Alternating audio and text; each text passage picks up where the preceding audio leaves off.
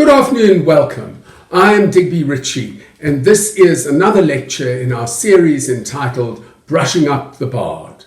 This is the third lecture on Shakespeare's magnificent Macbeth. The blood-dripping hallucinatory dagger that points Macbeth to Duncan's chamber proves to be a very appropriate symbol for the reign of Macbeth himself.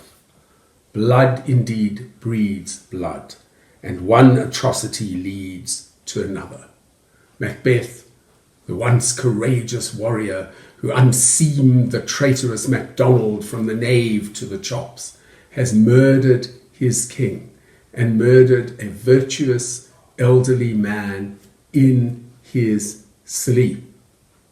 Macbeth also arranges the murder of his closest friend and comrade in arms, Banquo, and the attempted murder of Banquo's son, Fleance. Macbeth establishes himself as a despot very quickly, and Shakespeare's text explores, frighteningly and with profound understanding, what it means to be a tyrant. The natural world is in extreme disorder as a result of the murder of the virtuous Duncan. A mousing owl swoops upon a falcon, a princely falcon, and strikes it down. Duncan's horses begin to prey upon one another and attempt to devour one another. The earth itself trembles. Disorder in nature symbolizes, of course, the horrifying disorder of the deed itself. And the reign of Macbeth, of course, will be dominated by disorder. He is a blood-soaked usurper, and therefore he will never be able to establish righteous and ordered rule. This point is brilliantly underlined in Act 3, Scene 4, in the famous banquet scene, in which Macbeth's ghastly deed, arranging the murder of Banquo, returns to haunt him very literally in the form of the blood-spattered ghost of Banquo himself. Despite Lady Macbeth's desperate attempts to ensure that most admired disorder does not break up the feast, ultimately it disintegrates entirely. The suggestion is that ceremony, hierarchy, and even rejoicing will never be part of Macbeth's reign. In the end, all that Lady Macbeth can do is dismiss their guests, stressing that they must simply leave and not even observe the traditional order in which they entered. Stand not upon the order of your going, but go at once, she commands. The banquet is a travesty of genuine celebration. It makes the point that unrighteous rule can never establish justice and order in a country. An even more horrifying travesty of a feast is present in Macbeth's consultation with the witches. You will find this extraordinary passage in Act 4, Scene 1. Macbeth has to drink a vile brew from the hell broth in the witches' cauldron, into which disgusting ingredients, including the entrails of a tiger, tongue of a dog, and the finger of a birth-strangled baby, have been cast. The spirits that the witches raise for Macbeth equivocate as the witches themselves do. They create both a false sense of security and considerable fear within Macbeth. And they do this in order to ensure that sheer desperation, defiant arrogance will cause Macbeth to continue his course of evil action, therefore damning himself, destroying his possibilities of salvation. The slaughter of Lady Macduff and her family is an especially ghastly action that Macbeth arranges. It is both an expression of Macbeth's insecurity and fear. He has been told to beware Macduff, beware the Thane of Fife, but he has also been told that no man of woman born will ever destroy him. So in a sense, the slaughter of Macduff's family is simply a display of really ghastly power. Macbeth is essentially saying, you were my opponent, and this is what happens to my opponents.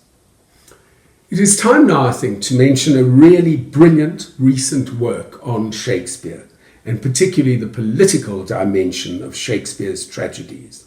It is called Tyrant, Shakespeare on Power, and it is by Professor Greenblatt. Professor Greenblatt is particularly brilliant at exploring what he calls the insecurity, overconfidence, and murderous rage, strange bedfellows that dominate a tyrant's soul. As Greenblatt puts it, tyranny attempts to poison not only the present, but generations to come, to extend itself forever. One cannot help thinking, of course, of Stalin's 5-year plans, of Hitler's dreams of a 1,000-year Reich, and of Pol Pot's demented attempts to build a future upon the year 0. Thus, Macbeth strikes not only at Banquo, but also attempts to slaughter Banquo's son Fleance, who fortunately escapes, and he eliminates Macduff's family, Macduff's posterity. Greenblatt rightly describes Shakespeare's text as a mature and considered exploration of what it feels like to be a tyrant. Macbeth has always been uneasy, troubled by his ambitions, by his lust for power. In Act 5, Scene 4, one of the supporters of Malcolm, the Thane Angus, exults that now does he, and he is Macbeth, feel his title hang loosely about him like a giant's robes upon a dwarfish thief. But Macbeth has always been aware that he is unworthy of that title. He is always aware that there is a dwarfish thief element about being a usurper. And think of how he describes the obscene evil of the murder of Duncan immediately after he has committed that deed. He speaks of Duncan's body as the Lord's anointed temple that has been smashed open. He describes Duncan as lying, his silver skin laced with his golden blood. Macbeth is always aware that the regicide he performed was a vicious and even sacrilegious act. It is what Professor Greenblatt calls Macbeth's truthful reckonings that cause us to regard him as a tragic figure rather than the dead butcher that Malcolm ultimately calls him. In Act 5, Scene 5, probably the most famous passage in this extraordinary play, Macbeth powerfully and honestly confronts the bleak world that he has made for himself in the famous tomorrow speech. Tomorrow and tomorrow and tomorrow creeps in this petty pace from day to day to the last syllable of recorded time, and all our yesterdays have lighted fools the way to dusty death. Out, out, brief candle, life's but a walking shadow, a poor player that struts and freights his hour upon the stage and then is heard no more. It is a tale told by an idiot, full of sound and fury, signifying nothing. It is a remarkable expression of self-disgust, despair, and a sense of the meaninglessness of human existence. Life is depicted as both tedious and short, monotonous and yet a brief candle. It is absurd. All our anxieties and our passions are totally futile. All of us are like poor players, bad performers, with our very short period upon the stage. And all the commitments, all the emotions, all the thoughts that we experience in our lives are no more than a tale told by an idiot. And the idiot means a lunatic there, not simply a fool, full of sound, meaningless noise, and fury, absurd passion, but having no point at all. Now, modern commentators are particularly fond of this speech, and understandably so. It is probably one of the most eloquent expressions of despair ever penned. And some people compare it to the works of the great absurdist playwrights of the 1950s, particularly Samuel Beckett. We're thinking of plays like Waiting for Godot and Endgame. However, it is very important to note that this is not Shakespeare's vision of human existence as a completely meaningless existential exercise. This is Macbeth's vision, and this is the world that he has made for himself. A tyrant will inevitably be surrounded by terrified subjects, people who serve him only because they are afraid to do otherwise. A tyrant will inevitably be offered mouth honor, as it's called in this play, rather than sincere praise. There will be no truth, no real love in a tyrant's world. And Macbeth, isolated as he is, cut off even from his wife, he no longer confides in her, sleepless, is living a nightmare, the nightmare that his own power lust has created. In one of my favourite lines in the play, Macbeth confides to Lady Macbeth that his mind is full of scorpions. And that metaphor is absolutely extraordinary. There could be no better depiction of the mind of an isolated tyrant than that image of a mind filled with poisonous, pain-inflicting creatures. In the famous sleepwalking scene in Act 5, Scene 1, fragments of memory and outbursts of present anguish certainly indicate that Lady Macbeth is now profoundly aware that there is no such thing as a consequence-free action. She keeps seeing and smelling blood upon her hands. Out, damned spot. Out, I say. And this is, of course, the woman who once claimed that a little water clears away the entire deed. She who called for unnatural darkness to make it impossible to see the point of the dagger now has light beside her constantly. She who trivialized the horror of the deed now remembers the victims with huge pain. Who would have thought the old man would have so much blood in him, she says of Duncan. And she also wonders with horror what has happened to Lady Macduff. The Thane of Fife had a wife. Where is she now? And this is an absolutely extraordinary part of the play, a challenge for all actresses. In the background, you can see Vivien Leigh in the sleepwalking scene from the 1953 production of Macbeth. And Judi Dench is absolutely marvellous in this particular scene in Trevor Nunn's 1976 production. She is totally isolated in her agony. A physician and a lady in waiting hear the expressions of her mind diseased. Her husband is not present at all, and nobody can minister to her. Indeed, so separated are the once loving partners that when Macbeth receives the news of his wife's death, She commits suicide, the play suggests.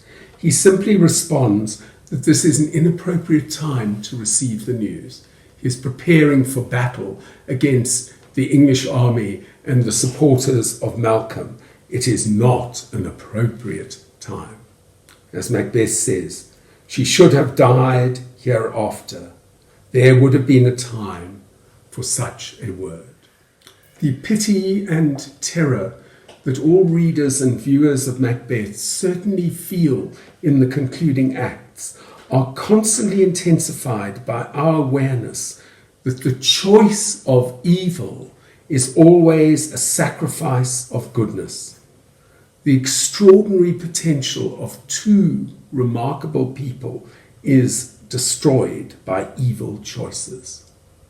Lady Macbeth slips into crazed, guilt-stricken agony, and her husband becomes an isolated, defiant, detested tyrant. Commentators on classical tragedy, from Aristotle onwards, insist that for a protagonist to be truly tragic, to have tragic stature, he or she must recognize fully and acknowledge the enormity of his or her actions and have complete self-knowledge. In other words, the central figure must experience what is called in ancient Greece anagnoresis, A-N-A-G-N-O-R-I-S-I-S, anagnoresis, complete recognition of the enormity of one's actions with accompanying self-knowledge. This is, of course, what Oedipus experiences in such an agonizing, indeed heartbreaking manner in Sophocles' great Oedipus Rex.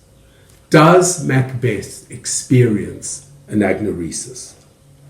I think the answer to that question is certainly yes. He realizes that he has been deceived by the equivocation of the witches. He acknowledges that he begins to doubt the equivocation of the fiend. And nobody can deny that he understands completely how barren his power lust has actually been. And he knows from appalling experience the world that he has created for himself, a futile, empty world full of sound and fury, signifying nothing. Macbeth does gain that self-knowledge, so that in the final stages of the play, while we are aware that his evil must be destroyed and that just and righteous rule must be restored to Scotland, we certainly pity him deeply. Macbeth refuses to die a petty, ignoble death. In the concluding stages of the play, his courage as a warrior is certainly restored. At this point, of course, the courage is not linked to virtue as it was in the opening of the play. It is linked rather to desperation and a desire not to be humiliated, to be paraded in public as a captive, the man who is the embodiment of tyranny. And so he exits fighting with the defiant cry, "Lay on, Macduff, and damned be he that first cries, hold enough." There is, of course, a frenzy about his end. We see how degraded he actually is, but at the same time, there is a certain magnificence about it. He may be like a trapped beast, but he is a splendid and courageous beast too. So, to round off our discussion of this remarkable text, Macbeth has to go, to put it very simply. The tyrant has to be destroyed. But Shakespeare's made us examine in profound psychological detail what made Macbeth into a tyrant. And we can but lament the fact that a man whose gifts included enormous courage, imagination, sensitivity, and love could have embraced choices that led him to such a pitiful end.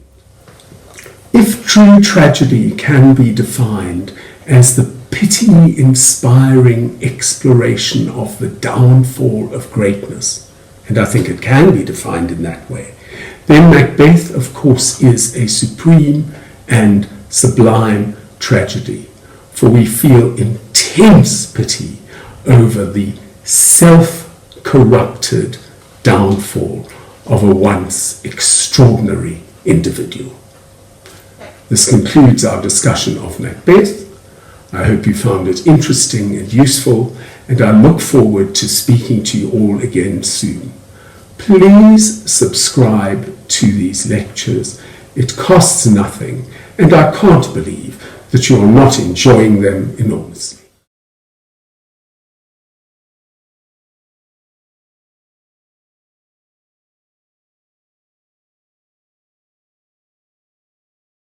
Fragments of memory and outbursts of present anguish indicate to us what?